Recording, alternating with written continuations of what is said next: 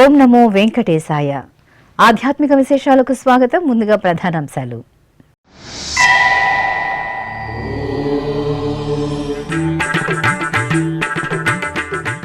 తిరుపతి గోవిందరాజస్వామి ఆలయంలో ఈ నెల 20న దీపావళి ఆస్థానం.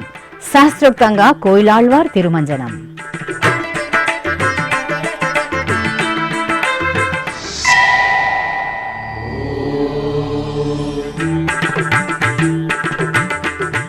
తిరుపతిలోని టీటీడీ రవాణా విభాగంలో ఘనంగా ఆయుధ పూజ. శ్రీ వెంకటేశ్వర స్వామి వారికి టీటీడీ అధికారుల ప్రత్యేక పూజలు.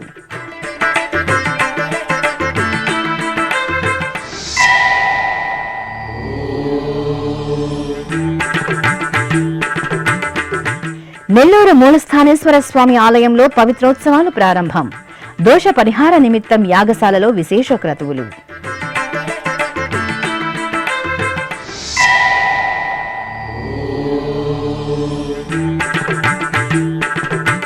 కడపలో భద్రావతి సమేత భావనారాయణ స్వామి కళ్యాణ వీక్షణంతో పులకితులైన భక్తజనులు.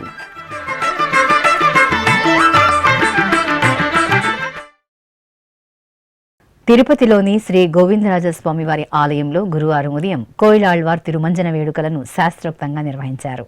ఈ నెల 20వ తేదీ దీపావళి సందర్భంగా ఆలయాన్ని శుద్ధి చేశారు. టీటీడీ డిప్యూటీ ఓ శాంతి, ఏఈఓ చౌదరి, ఇతర అధికారులు, అర్చకులు ఆలయంలో ధ్వజస్తంభం, బలిపీఠం, గర్భాలయం, గోపుర శిఖరం తదితర ప్రాంతాలలో శుద్ధి చేశారు. అలాగే శ్రీవారి సేవకులు, ఆలయ సిబ్బంది ప్రధాన ఆలయం ఉపాలయాలలో వినియోగించే పూజా సామగ్రిని శుభ్రపరిచారు. సుగంధ పరిమళ ద్రవ్యాలతో కలగలిపిన లేపనాన్ని గర్భాలయ గోడలకు రాశారు.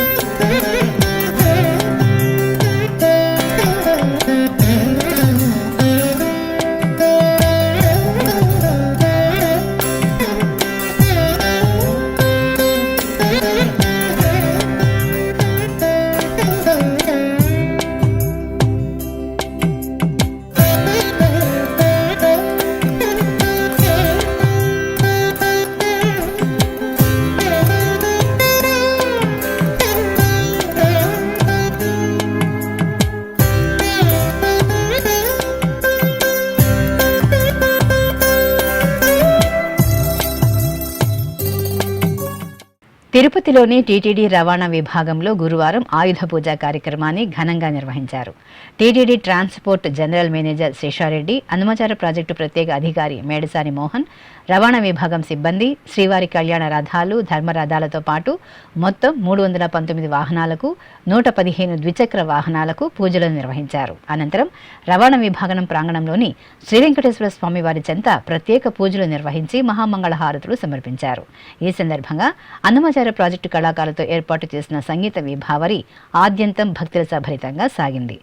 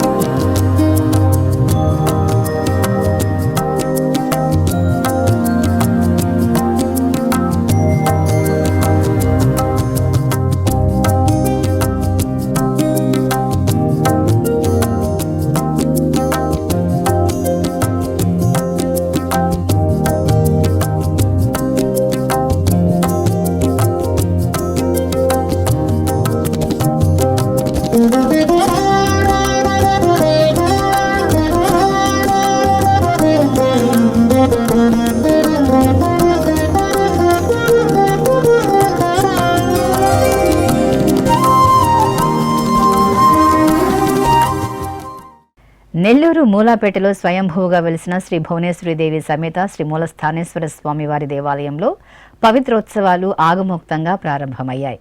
ఆలయంలో స్వామివార్లకు నిర్వహించే నిత్య ఉపచారాలు, విశేష ఉత్సవాలలో తెలిసి తెలియక జరిగే దోషాల నివారణార్థం పవిత్రోత్సవాలను నిర్వహిస్తారు. ఈ నేపథ్యంలో 3 రోజుల పాటు నిర్వహించే పవిత్రోత్సవాలను అర్చకులు ఆగమోక్తంగా ప్రారంభించారు. మూలవర్లకు విశేష అర్చనల అనంతరం అర్చకులు ఆలయ ప్రాంగణంలోని యాగశాలలో విఘ్నేశ్వర పూజ, పుణ్యాహ వాచనం, కలశ పూజ, రక్షాబంధనం నిర్వహించారు. ఆ తర్వాత వాస్తు శాంతిని జరిపి పవిత్ర ప్రతిష్ఠ చేశారు. హోమాలను నిర్వహించి లఘు పూర్ణాహుతి సమర్పించారు. కడప నగరంలో కొలువైన శ్రీ భద్రావతి సమేత శ్రీ భావనా ఋషి ఆలయంలో కళ్యాణోత్సవం కన్నుల పండుగగా జరిగింది.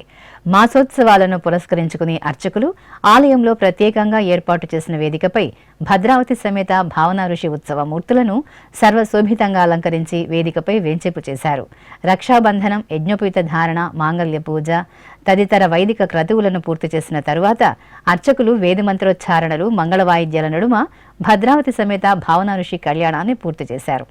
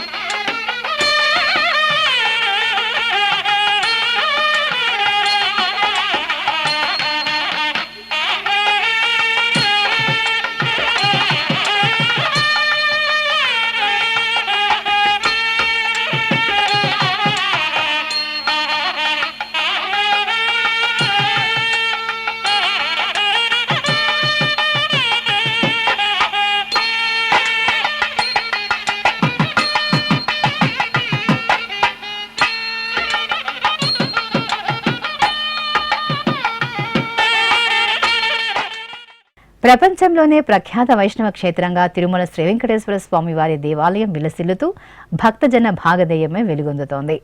సంస్కృతి సంప్రదాయాలకు పుట్టినిల్లైన భారతావనిలో మనం ఏ క్షేత్రానికి వెళ్లినా ఆ క్షేత్ర సంప్రదాయాలను గౌరవించాలి, పాటించాలి. అప్పుడే భక్తులుగా మనం ఆ స్వామి ఆశీస్సులను పరిపూర్ణంగా అందుకోగలుగుతాం. ఈ నేపథ్యంలో తిరుమల దివ్యక్షేత్రంలో భక్తులు పాటించవలసిన నియమాలు, ఆచరించదగిన అంశాలను తెలుసుకుందాం.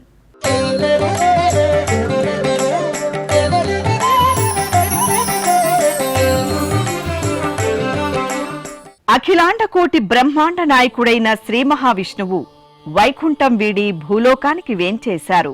సప్తగిరులుగా ప్రసిద్ధి చెందిన శ్రీ వెంకటాచలం మీద స్వయంభూగా వెలిశారు.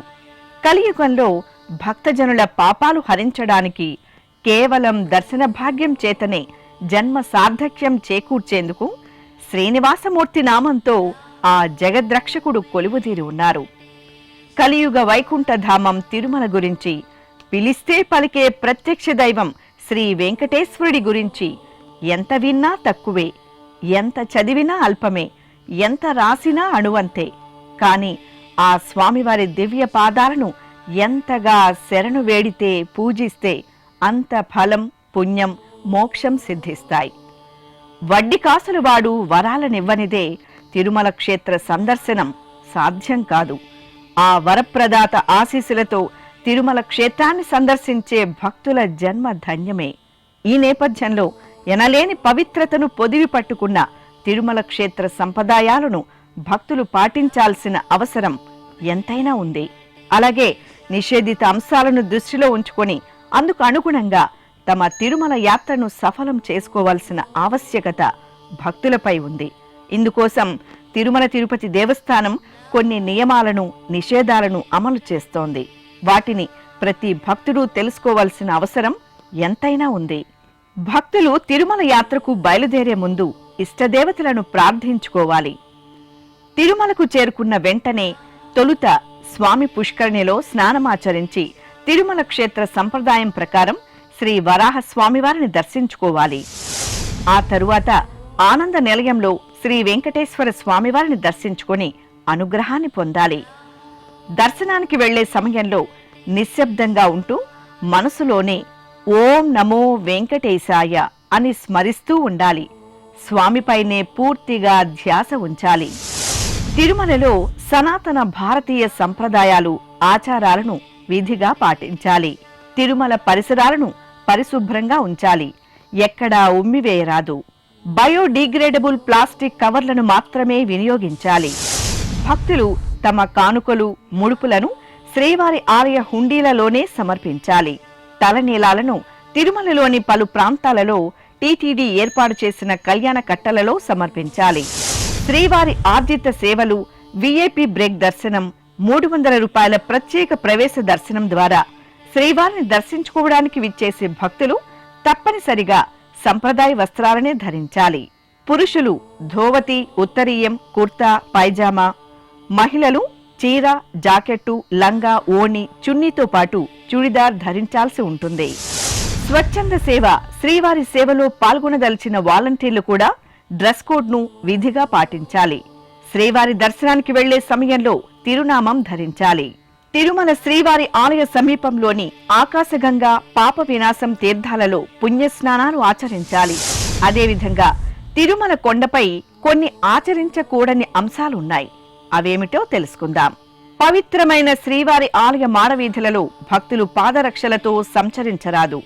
ఈ వీధులలోనే ఉత్సవమూర్తులు విహరిస్తూ భక్తులను కటాక్షిస్తుంటారు. శ్రీవారి ఆలయంలోకి కెమెరాలు, సెల్ ఫోన్లు, ఇతర ఎలక్ట్రానిక్ పరికరాలు తీసుకువెళ్లడం నిషేధం. శ్రీవారి ప్రసాదాలను వృధా చేయకూడదు. శ్రీవారి ఆలయంలోని ధ్వజస్తంభం పైన బ్రహ్మోత్సవాలలో జరిగే వాహన సేవలలో ప్రతి నెల నిర్వహించే శ్రీవారి పున్నమి గరుడ సేవ రోజున చిల్లర నాణ్యాలు విసరకూడదు. శ్రీవారి దర్శనం కోసం కాకుండా ఇతర ఉద్దేశాలతో తిరుమలకు రాకూడదు. శ్రీవారి దర్శనం కోసం త్వరపడకుండా ప్రతి భక్తుడు తమ వంతు వచ్చే వరకు ఆగాలి. ఇక తిరుమల గిరుల్లోని విరులన్నీ స్వామి సేవకే. భక్తులు ధరించకూడదు. తిరుమలలోని ఉద్యానవనాలలో పూలు కోయరాదు. కాటేజీలలో నీరు, విద్యుత్ వృధా చేయరాదు. పర్యావరణానికి హానికరమైన ప్లాస్టిక్ కవర్లను భక్తులు వినియోగించకూడదు. అపరిచితులను వసతి గృహాలలోకి అనుమతించరాదు. వారిని నమ్మి గది తాళాలను ఇవ్వకూడదు. శ్రీవారి దర్శనం కోసం దళారులను ఆశ్రయించరాదు. వారిని ప్రోత్సహించరాదు. భిక్షాటనను ప్రోత్సహించకూడదు. తిరుమలలో ధూమపానం, మద్యపానం, మాంసాహారం, పేకాట, జూదం పూర్తిగా నిషేధం. తిరుమలలో అన్యమత ప్రచారం, జంతువధ నిషేధం. వివిధ రాజకీయ సభలు, బ్యానర్లు, ధర్నాలు, రాస్తోరోకోలు, హర్తాళ్లు మొదలైనవి నిషేధం.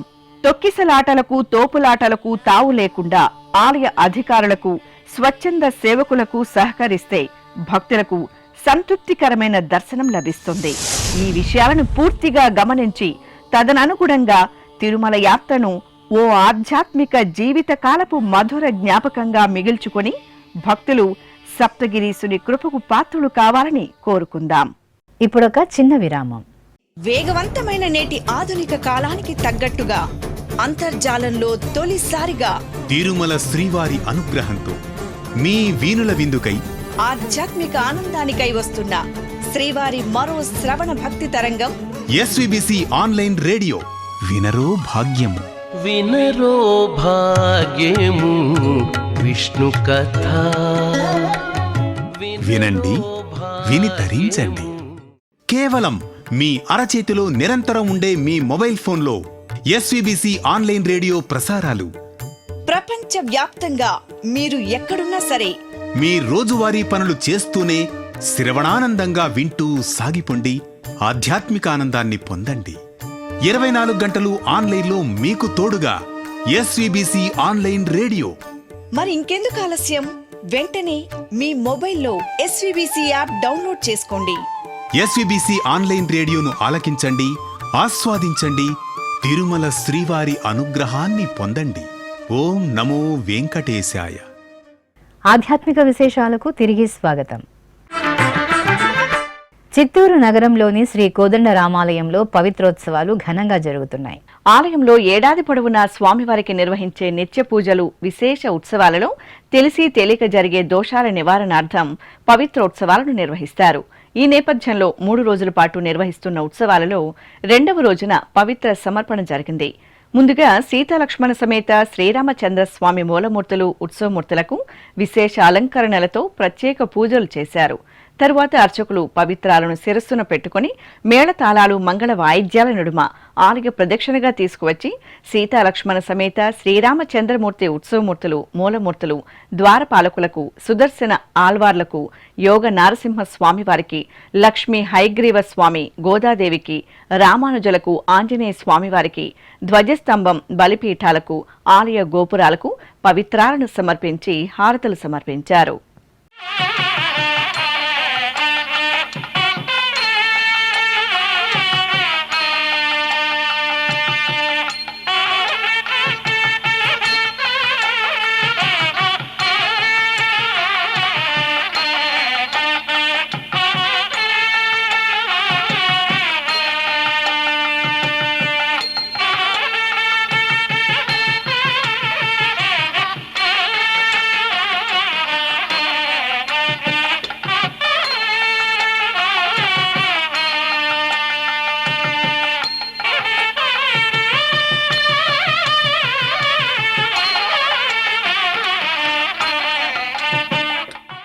అనంతపురం జిల్లా పామిడిలో కొలువైన శ్రీ లక్ష్మీనారాయణ స్వామివారి ఆలయంలో ప్రత్యేక అభిషేకాలు పూజలు జరిగాయి. ఆశ్వేజ మాసోత్సవాలను పురస్కరించుకుని అర్చకులు శ్రీ లక్ష్మీనారాయణ స్వామి అమ్మవారికి పలు రకాల మంగళ ద్రవ్యాలు పవిత్ర జలాలతో అభిషేకం చేశారు. తరువాత పట్టు వస్త్రాలు, స్వర్ణ రజిత ఆభరణాలు, పుష్పమాలలు, తులసి హారాలతో అలంకరించారు. ఆపై అష్టోత్తరాలతో అర్చనలు జరిపి మంగళహారతులు సమర్పించారు. భక్తులు లక్ష్మీనారాయణ స్వామివారిని దర్శించుకొని తీర్థప్రసాదాలను స్వీకరించారు. కోనసీమ జిల్లా అప్పన్నపల్లిలో కొలువైన శ్రీ వెంకటేశ్వర స్వామివారి దేవాలయంలో పవిత్రోత్సవాలు ఘనంగా ప్రారంభమయ్యాయి. దోష నివారణార్థం ఆలయంలో 3 రోజుల పాటు నిర్వహించే పవిత్రోత్సవాలకు అర్చకులు అంకురార్పణ చేశారు. ముందుగా విశ్వక్సేన పూజ, పుణ్యాహవచనం, రక్షాబంధనం, అగ్ని ప్రతిష్ఠ జరిపి హోమాలను నిర్వహించారు. తర్వాత పవిత్రోత్సవాలకు అంకురార్పణ చేశారు.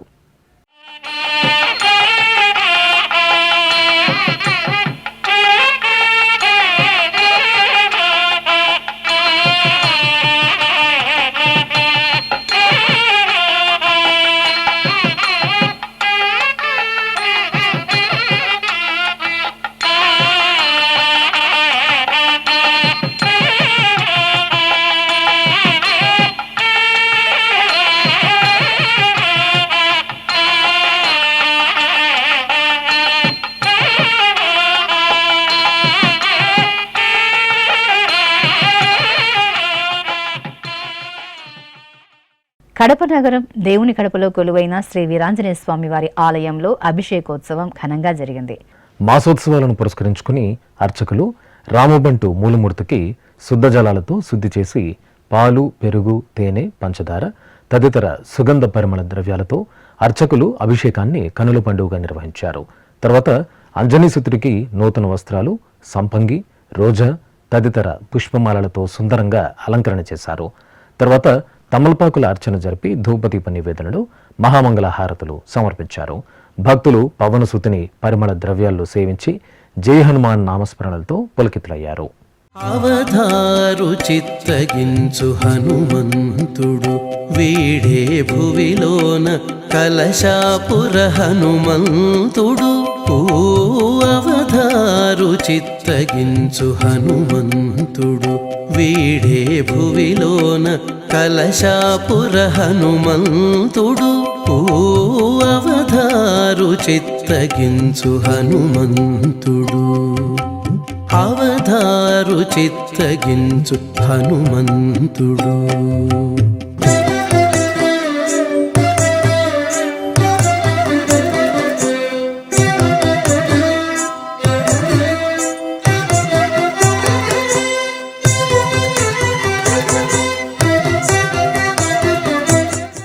ఉత్తరాంధ్రుల ఇలవేల్పుగా వెలుగొందుతున్న శ్రీ కోట దుర్గమ్మ తల్లికి భక్తులు ఘటాలను సమర్పించి మొక్కులు తీర్చుకున్నారు.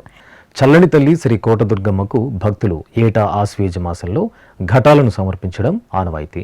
ఈ నేపథ్యంలో భక్తులు ఘటాలను పసుపు, కుంకుమ, పుష్పాలతో అలంకరించుకుని తలపై పెట్టుకుని శోభాయాత్ర నిర్వహించారు. విచిత్ర వేషధారణలు, డప్పు వాయిద్యాల నడుమ మహిళలు ఘటాలతో శోభాయాత్రగా ఆలయానికి చేరుకున్నారు. అమ్మవారికి భక్తి శ్రద్ధలతో ఘటాలను సమర్పించి ప్రసాదాలు స్వీకరించారు. నిజామాబాద్ జిల్లా కేంద్రం బ్రహ్మపురిలో కొలువైన శ్రీ లక్ష్మీ ఆండాల్ సమేత శ్రీ వెంకటేశ్వర స్వామివారి దేవాలయంలో శ్రీ సీతారాముల కళ్యాణం జరిగింది. శ్రీరాముని జన్మ నక్షత్రం పునర్వసు నక్షత్రాన్ని పురస్కరించుకుని శ్రీనివాసుని సన్నిధిలో సీతారాముల కళ్యాణం నిర్వహించారు. ముచ్చటైన వేదికపై సీతారాములను వెంచేపు చేసిన అర్చకులు పలు వైదిక క్రతువులను జరిపి మేళతాళాలు, మంగళ వాయిద్యాల నడుమ శ్రీ సీతారాముల కళ్యాణాన్ని నిర్వహించారు. శ్రీ సీతారాముల కళ్యాణం చూతమురారండి. ఒకే మాట ఒకే బాణం రాముడు, ఒకే వనిత మా సీత సుమండి కళ్యాణం చూతమురారండి. శ్రీ సీతారాముల కళ్యాణం చూతమురారండి.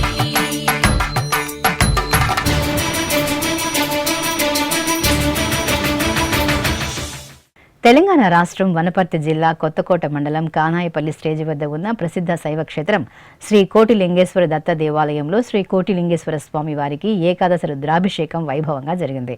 మాసోత్సవాలను పురస్కరించుకుని అర్చకులు భక్తులచే పలు రకాల విశేష పరిమళ ద్రవ్యాలతో అభిషేకం నిర్వహించారు. భక్తులు ఓం నమః శివాయ స్మరణలు చేస్తుండగా అర్చకులు స్వామివారికి ధూపదీప నివేదనలు, మంగళహారతులను సమర్పించారు. గంగాతరంగ రమణీయ జటాకలాపం గౌరీ నిరంతర విభూషిత వామభాగం నారాయణ ప్రియమనంగ మదాపహారం వారాణసీపురపతిం భజ విశ్వనాథం. వాచామగోచరమనేక గుణస్వరూపం వాగీశ విష్ణు సురసేవిత పాదపీఠం వామేన విగ్రహవరేణ్య కళత్రవంతం వారాణసీపురపతిం భజ విశ్వనాథం. భూతాధిపం భుజగభూషణభూషితాంగం వ్యాఘ్రాజినాంబరధరం జటిలం త్రినేత్రం పాశాంకుశాభయవరప్రదశూలపాణిం వారాణసీపురపతిం భజ విశ్వనాథం. టీటీడీకి అనుబంధంగా ఉన్న నారాయణవనం సముదాయం గ్రామంలోని శ్రీ అవనాక్షమ్మ ఆలయం మహిమాన్వితమైన శక్తి దేవాలయంగా పేరుగాంచింది. పురాణ చారిత్రక వైభవాలకు తార్కాణంగా నిలుస్తున్న ఈ ఆలయంలో అమ్మవారు అపరకాళి అంశగా కొలువై పూజలందుకుంటున్నారు.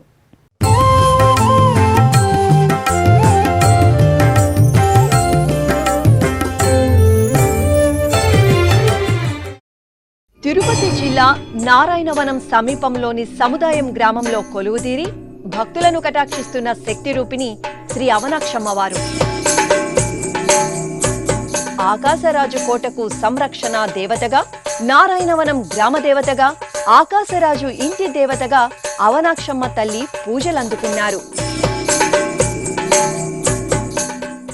చతుర్ముఖ బ్రహ్మదేవుడు ఇక్కడ అవనాక్షమ్మను ప్రతిష్ఠించినట్లు ఐతిహ్యం. అగస్త్య మహాముని అమ్మవారికి అమ్నాయాక్షి అని నామకరణం చేసినట్లు పురాణాల ద్వారా తెలుస్తోంది. అమ్నాయాక్షి అంటే వేదాలే నేత్రాలుగా కలిగిన తల్లి అని అర్థం. కాలక్రమంలో అమ్మవారు అమ్నాయాక్షి, అవనాక్షిగా, అవనాక్షమ్మగా విఖ్యాతి చెందారు. నారాయణవనాన్ని రాజధానిగా చేసుకుని పరిపాలించిన శ్రీ పద్మావతి అమ్మవారి తండ్రి ఆకాశరాజు ఈ ఆలయంలో అవనాక్షమ్మవారి మరో భారీ విగ్రహాన్ని ప్రతిష్ఠించారు. తన వివాహానికి ముందు శ్రీ పద్మావతి దేవి అవనాక్షమ్మ ఆలయంలో గౌరీ పూజను నిర్వహించినట్లు భక్తుల విశ్వాసం. అమ్మవారి ఆశీస్సులతోనే శ్రీ పద్మావతి దేవి శ్రీనివాసుడిని పరిణయమాడినట్లు భవిష్యోత్తర పురాణం ద్వారా తెలుస్తోంది. ఇంతటి ప్రాశస్త్యమున్న అవనాక్షమ్మ ఆలయాన్ని నారాయణవనం శ్రీ కళ్యాణ వెంకటేశ్వర స్వామి ఆలయంతో పాటు 1967వ సంవత్సరం టీటీడీ తన పాలనా పరిధిలోకి తీసుకుంది. ఆలయ గోపురం దాటగానే శాక్తేయ చిహ్న శోభిత ద్వయస్తంభం, త్రిశూల శోభిత బలిపీఠం, అమ్మవారి చరణద్వయం దర్శనమిస్తాయి. అనంతరం పల్లవ, చోళ, విజయనగర రాజుల శిల్ప చాతుర్యాన్ని ప్రతిబింబిస్తూ మహామండపం, ముఖమండపం నిర్మితమై ఉన్నాయి.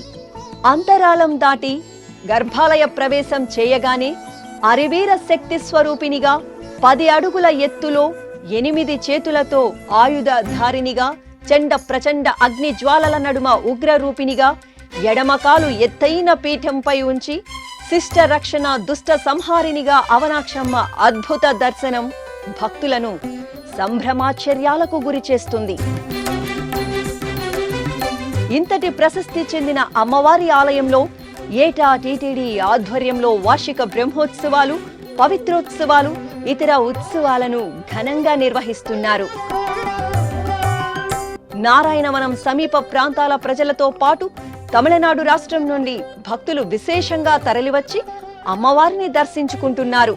అలాగే ప్రతి ఏటా వేడుకగా సాగే శ్రీ అవనాక్షమ్మ తల్లి జాతర పేరుతో నిర్వహించే ఉత్సవాలకు పెద్ద ఎత్తున భక్తులు తరలివస్తారు. ఇక తిరుమల శ్రీ వెంకటేశ్వర స్వామి వారిని దర్శించుకున్న భక్తుల సంఖ్య, శ్రీవారికి తల నీలాలు సమర్పించిన భక్తుల వివరాలు, హుండీ ఆదాయం తదితర అంశాలను ఇప్పుడు తిరుమల సమాచారంలో తెలుసుకుందాం.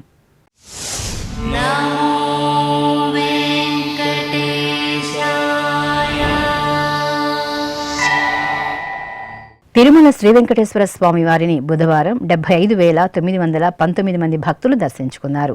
28,218 మంది భక్తులు తలనీలాల మొక్కును చెల్లించుకున్నారు. ఇక శ్రీవారి హుండీ ఆదాయం 3,79,00,000 రూపాయలు.